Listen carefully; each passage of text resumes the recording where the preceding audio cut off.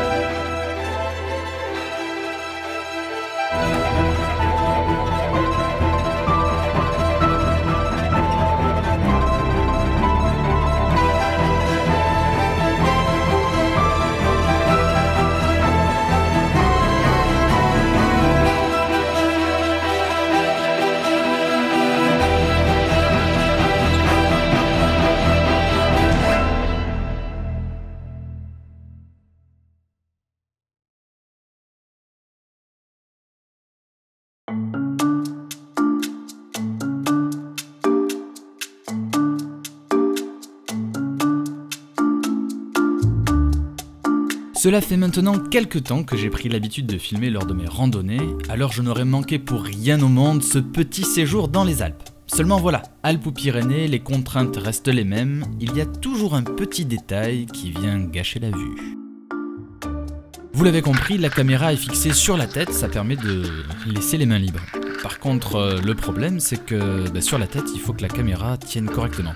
Ni trop haut, ni trop bas. Et surtout, pas de travers. On est trop bas, là on est trop haut. Ah c'est ma tête, mais c'est pas le sujet. Je crois qu'il y a un doigt devant l'objectif, là. Oh. C'est pas que mes pieds sont pas intéressants, mais je doute que ça vous intéresse. Ou alors c'est que j'avais oublié d'éteindre la caméra. Oh, le beau soleil, il y a rien à filmer en fait. Ici aussi, parce qu'on n'y voit rien. Et enfin, qui peut m'appeler alors que je suis perdu sur un glacier? Qui?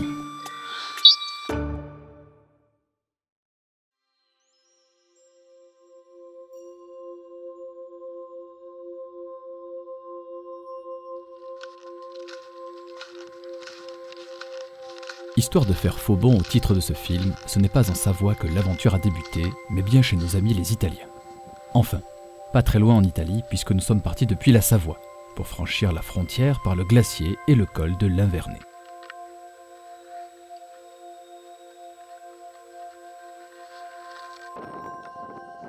Et ce qu'on peut dire, c'est que la météo n'a pas été avec nous pour ce premier jour de sortie. L'arrivée au col est plutôt froide et ventée, et seul un malheureux bâton planté dans la neige nous permet d'identifier la frontière.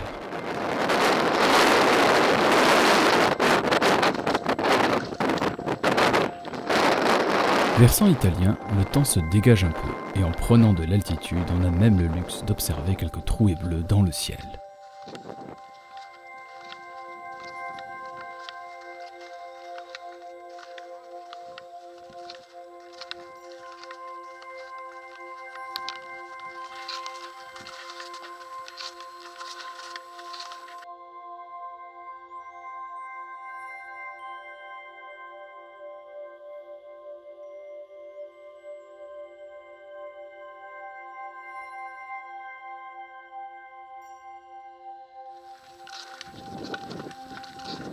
Arrivés au sommet, nous sommes accueillis dans la plus pure tradition italienne. Une Vierge Marie apporte sa protection aux alpinistes qui osent braver ce sommet. Nous voilà rassurés, mais pas forcément sur les nuages noirs qui fondent tout autour de nous. Les conditions météo se dégradent et n'incitent pas à rester trop longtemps sur place. Le moment de la pause attendra. Mieux vaut s'esquiver rapidement et profiter des premières glissades sur les neiges alpines. Après plusieurs semaines sans ski, on peut dire que ça fait du bien.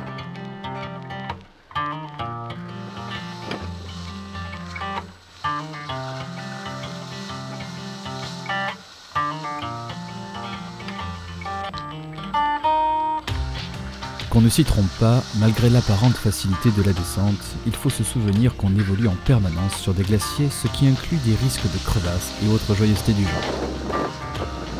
Néanmoins, nous ne boudrons pas notre plaisir.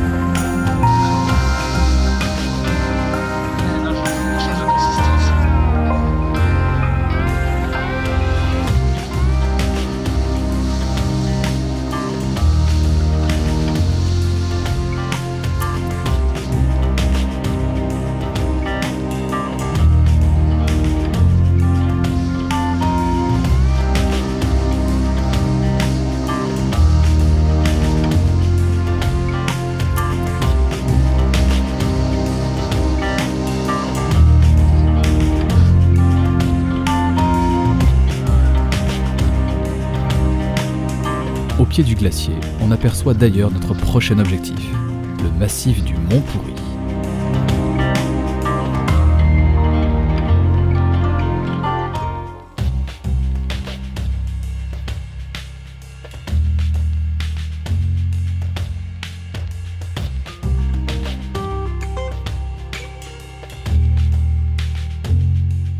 Comme son nom l'indique, le massif du Mont Pourri possède une météo plutôt pourrie. Et si le lien que je viens de faire est dans le genre douteux, il va sans dire que le temps que nous essuyons à ce moment-là dans le massif est assez homonyme. À tel point d'ailleurs que nous avons dû renoncer à notre plan initial de gravir le Mont Pourri par le glacier du Gé pour nous rabattre sur le mont Turia en avant de l'arête depuis le col des Roches. Après avoir laissé les skis au col, nous enfilons les crampons, nous nous encordons et nous tentons l'ascension du pic par un couloir en face nord.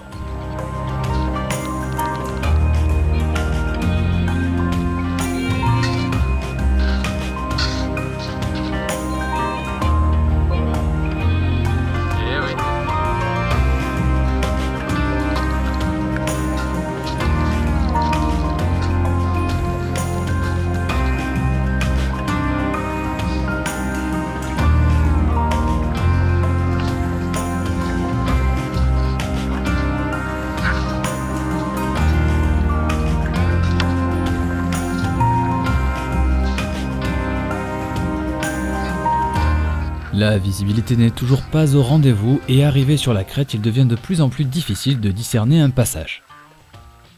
En dessous de nos pieds, c'est la face est et des centaines de mètres plus bas, c'est glacier. Le doute n'est pas trop permis ici et nous prenons la décision de retourner au col. Cela implique bien entendu de redescendre le couloir et l'erreur n'est absolument pas permise car les protections posées dans la neige ne sont pas d'une fiabilité extrême.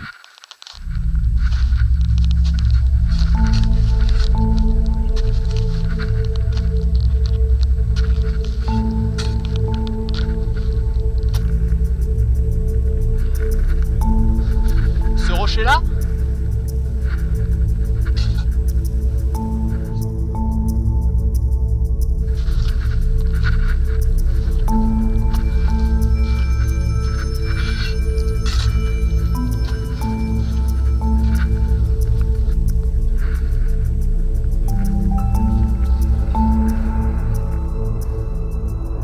De retour au col des Roches, la vue sur le glacier du Gé est toujours bouchée.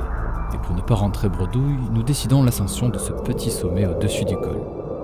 Une pointe qui domine l'aiguille du Saint-Esprit et qui offrirait une belle vue si les nuages avaient décidé de nous laisser ne serait-ce qu'une petite brèche.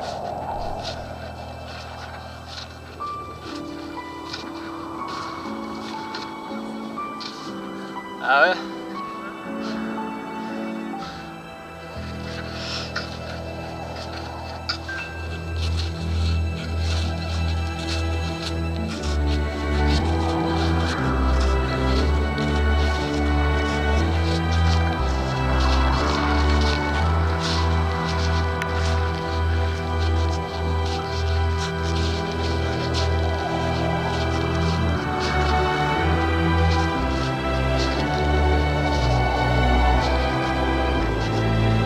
Une fois de plus, les conditions météo au sommet ne laissent pas de temps à la contemplation ni au repos, mais au moins une belle descente sur le glacier du Grand Col s'offre à nous. C'est parti!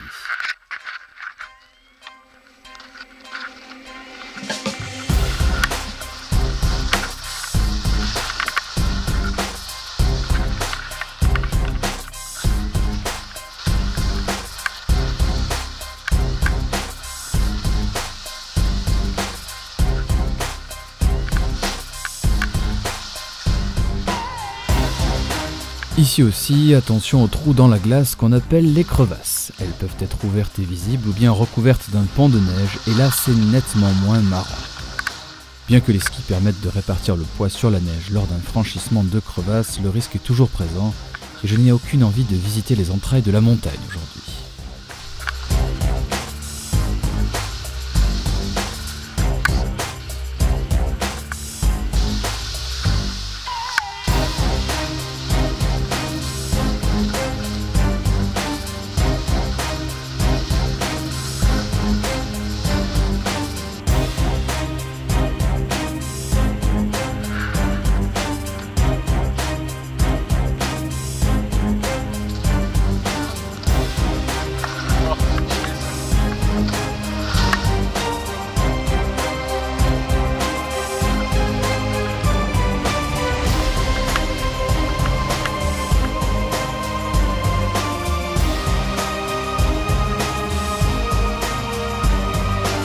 Étonnamment, les nuages se dissipent et arrivé au grand col, on peut admirer les cabanes de fortune qui ont été construites ici, coincées entre les rochers.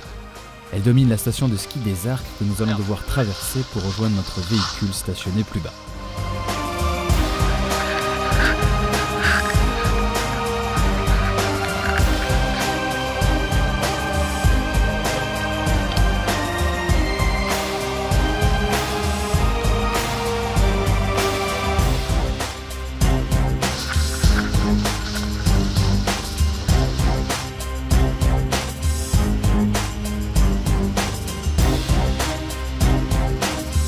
La neige est plutôt pas mal pour une fin de mois de juin, et si vous regardez bien, vous observerez certaines zones où elle se drape d'une jolie couleur rose. Il s'agit en fait d'une algue qui se développe quand les températures remontent. Sympa, non ?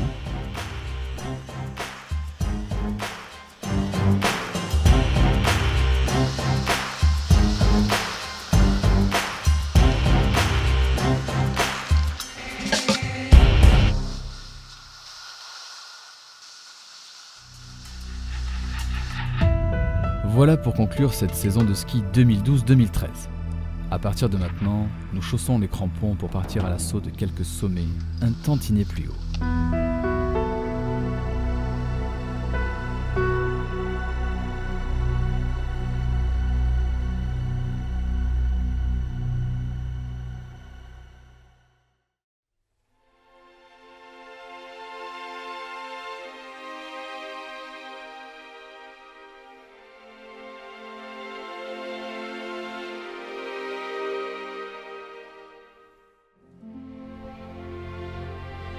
Un matin où la neige a saupoudré les sommets d'une fine couche d'un blanc intense, soutenue par la lueur encore blafarde de la lune, la vue, elle, est magnifique.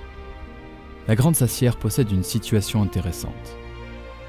À cheval sur la frontière italienne, elle permet d'observer le massif du Grand Paradis, notre prochain objectif, mais également les glaciers de la Vanoise et la Grande Casse, le tout sous le regard bienveillant du Mont Pourri, qui nous nargue encore et toujours.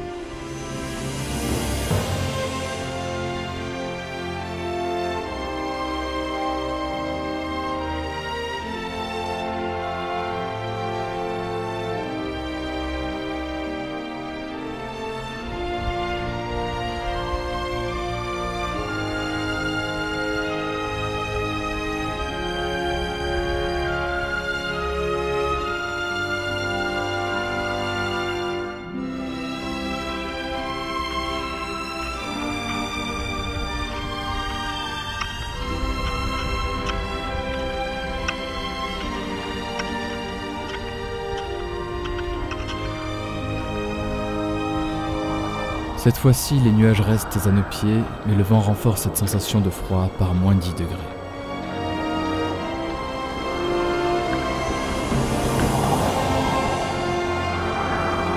Le sommet est là, sur votre droite. Il vient de laisser passer les premiers rayons de soleil que nous attendions avec impatience.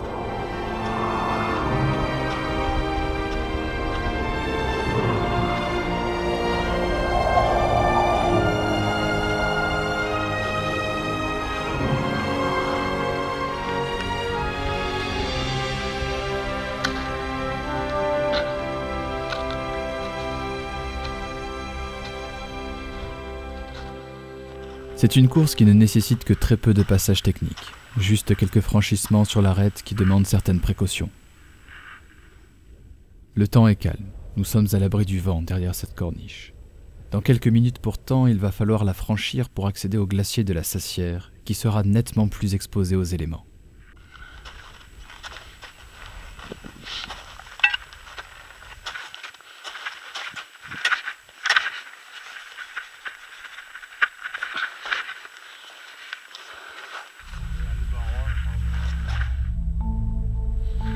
Je t'assure. Non, comme sur ça l'épaule, tu t'assois. Ah, ok, Ah, d'accord. non, Ouais, bon, voilà, pas de risque.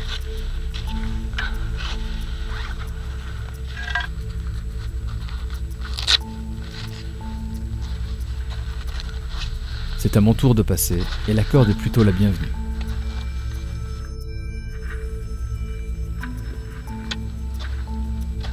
Le passage est raide et ne donne pas envie de se retrouver plus vite que prévu dans la vallée ou ailleurs.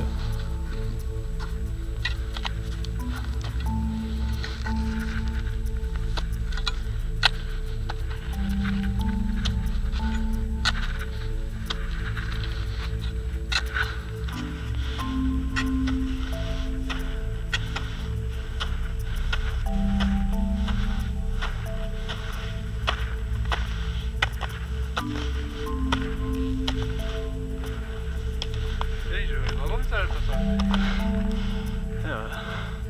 Court. Oui.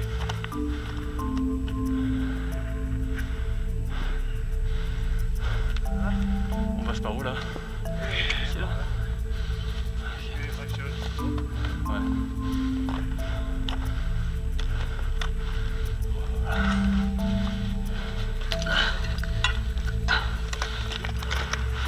Ouais.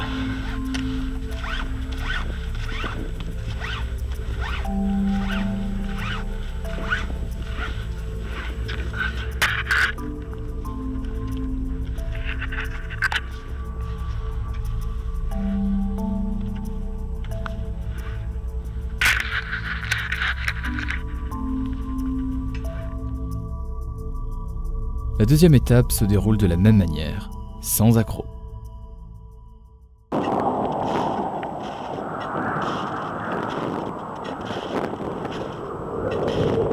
Une fois cette arête franchie, il ne reste qu'à remonter les pentes douces du glacier qui mènent au sommet.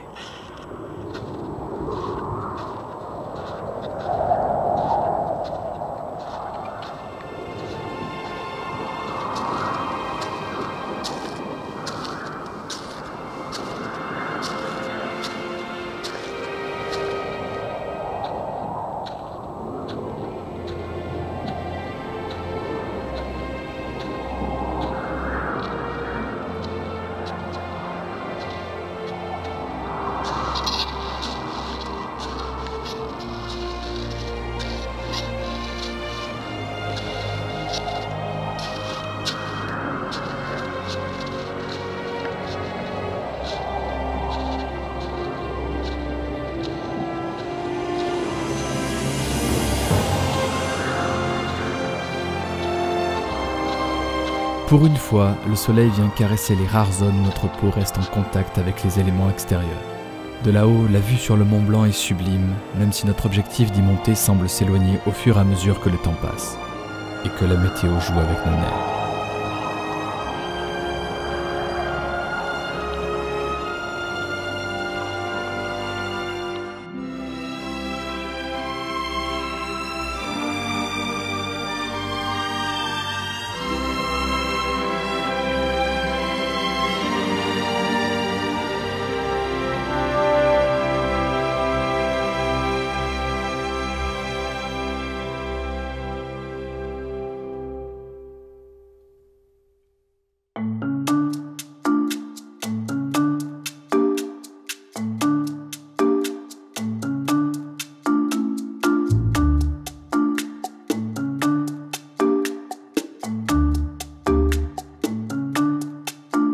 Nous sommes de retour en Italie pour tenter l'ascension du Grand Paradis qui culmine à 4061 mètres. Campé dans le parc national du même nom, lui-même situé dans la province autonome du Val d'Aoste, c'est une région vraiment fabuleuse avec de nombreux animaux sauvages assez peu farouches. Les sentiers qui mènent au refuge sont très bien entretenus et les refuges eux-mêmes ressemblent à de véritables hôtels. Alors, pour le côté typique, c'est raté. Par contre, c'est très confortable. Nous projetons de réaliser la face nord du Grand Paradis, également appelée voie Bertolone, depuis le refuge Federico Chabot. Et la vue depuis ici nous permet d'observer à loisir le programme qui nous attend pour le lendemain.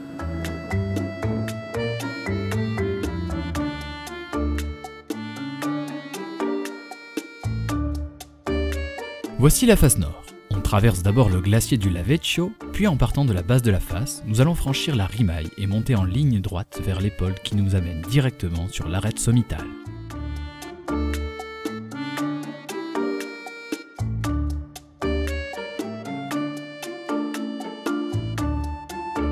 Mais en attendant, il est temps de faire sécher les vêtements et de profiter des joies de l'hébergement à l'italienne.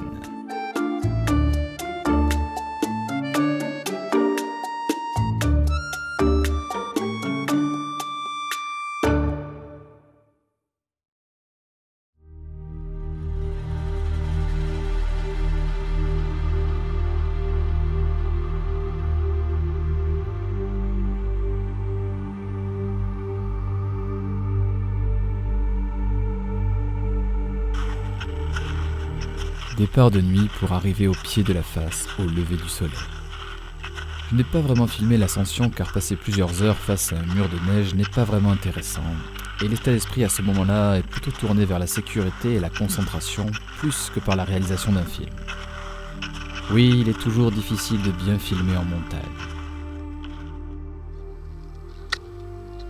C'est parti pour 6 heures d'ascension accroché à un mur de glace de 600 mètres de hauteur. C'est-à-dire l'équivalent de 2 tours Eiffel empilées l'une sur l'autre.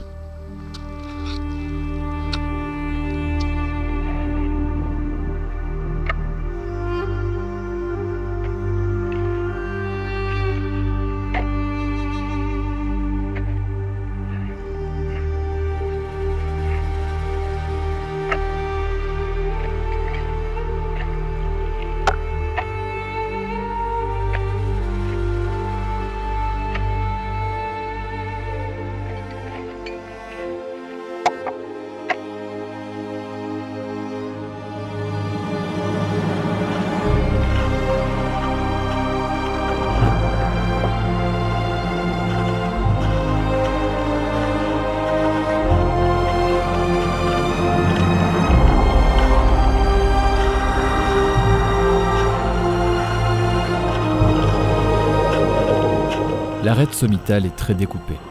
Il nous faut escalader et désescalader sans cesse avant de parvenir à la pointe finale. Le point de vue est encore une fois à couper le souffle, malgré les rafales de vent qui s'engouffrent dans les parois rocheuses.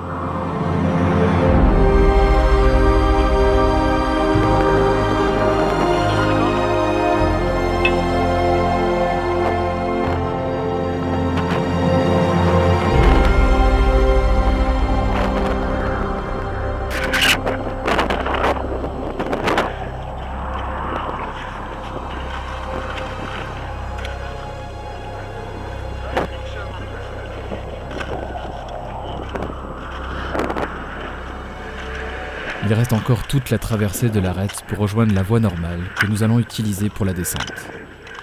De beaux passages en mixte neige-rocher sous un ciel qui se couvre dangereusement.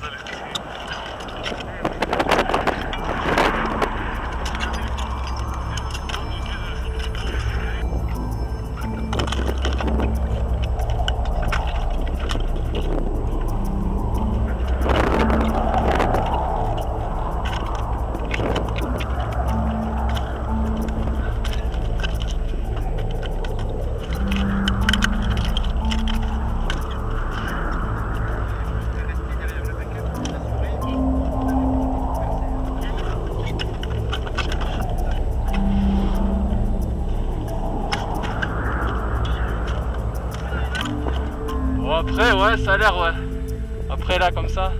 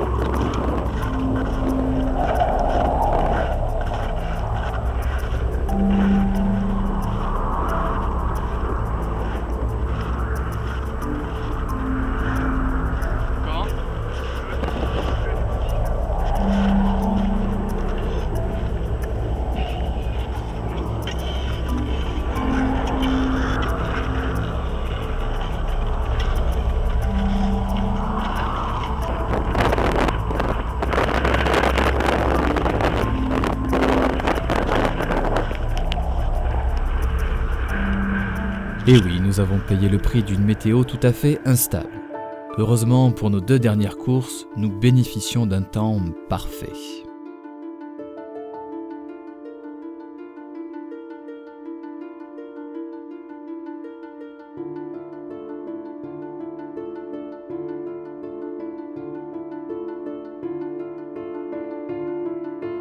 Avant de tenter la face nord de la Grande Casse, nous faisons quelques pas en altitude pour nous acclimater à nouveau, depuis le refuge de la Vanoise.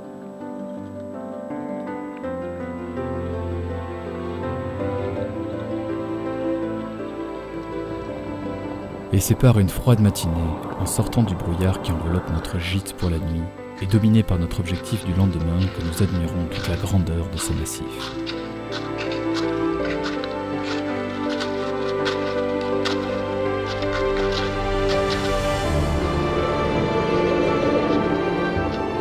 Les glaciers de la Vanoise nous offrent alors leurs vastes étendues gelées.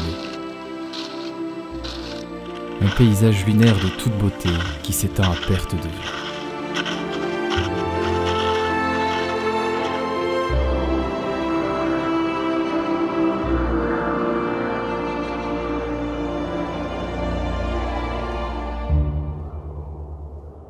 J'ai peut-être oublié de parler du sommet que mon père essaie de trouver sur la carte. Il s'agit en fait d'un dôme, le dôme de Chasse-Forêt. Un nom très joli et pourtant il n'y a ni animaux ni forêt sur ce sommet recouvert, comme tous ses congénères, par une épaisse couche de glace et de neige.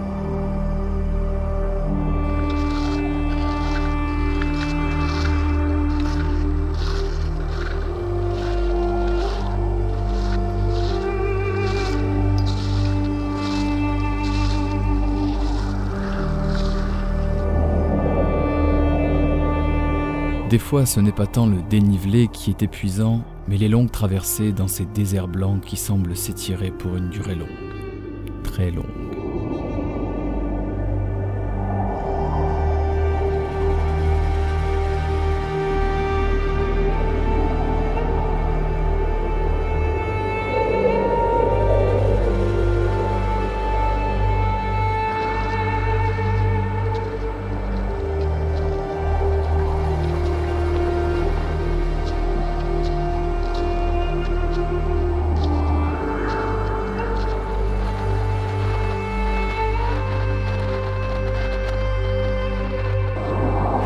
Ce jour-là, il n'y a pas grand monde qui a décidé de visiter le seigneur de ces lieux. Pourtant, c'est un belvédère fabuleux.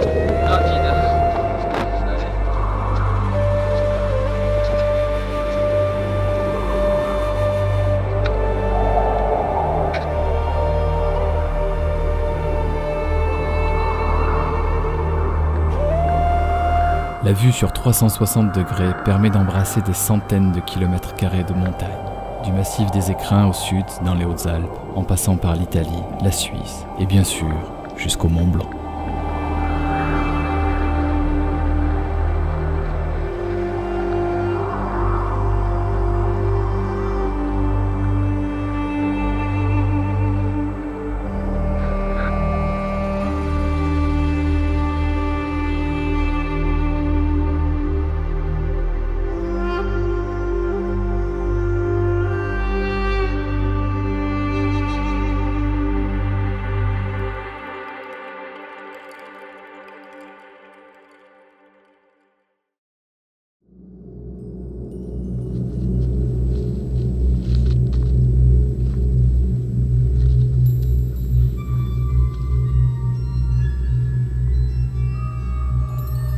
Nous y voilà.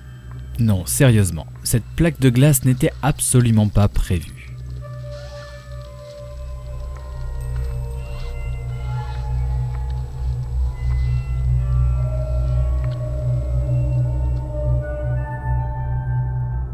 Mais avant tout, un peu de géographie.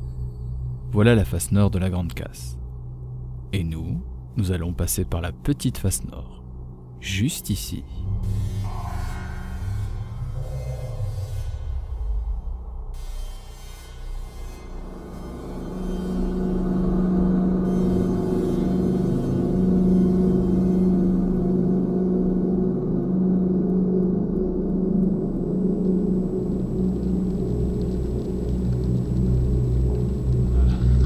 Alors que pour le Grand Paradis, les protections avaient été jugées complètement inutiles, ici l'affaire se corse et nous devons progresser par relais en s'assurant avec des broches à glace solidement fixées dans la paroi.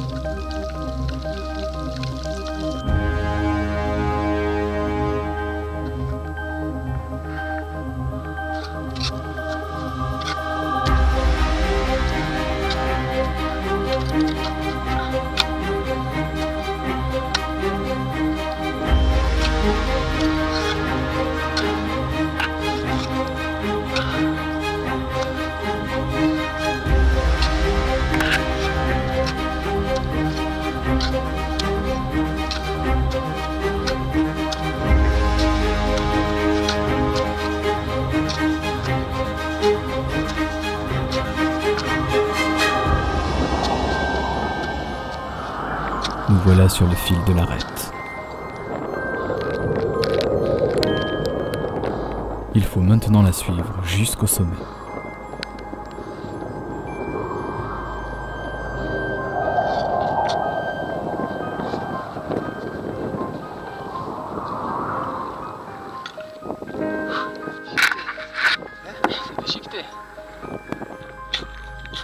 Une dernière ligne droite avant la fin de la course. Bref, une formalité.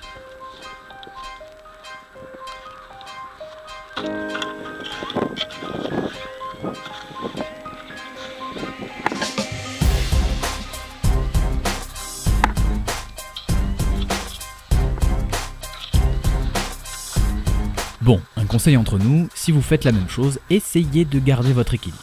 Ça vaut mieux.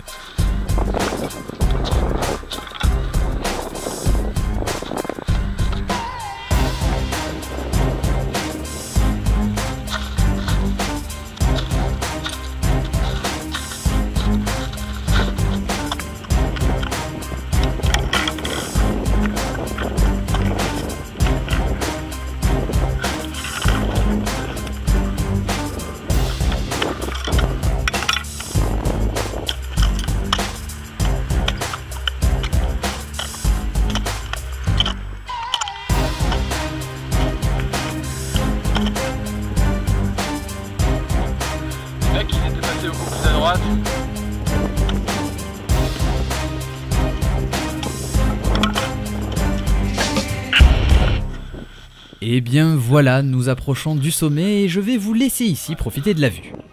penser à regarder quand même ce beau Mont Blanc qui nous a encore échappé, mais ne vous inquiétez pas, je vous retrouverai pour de nouvelles acrobaties alpines.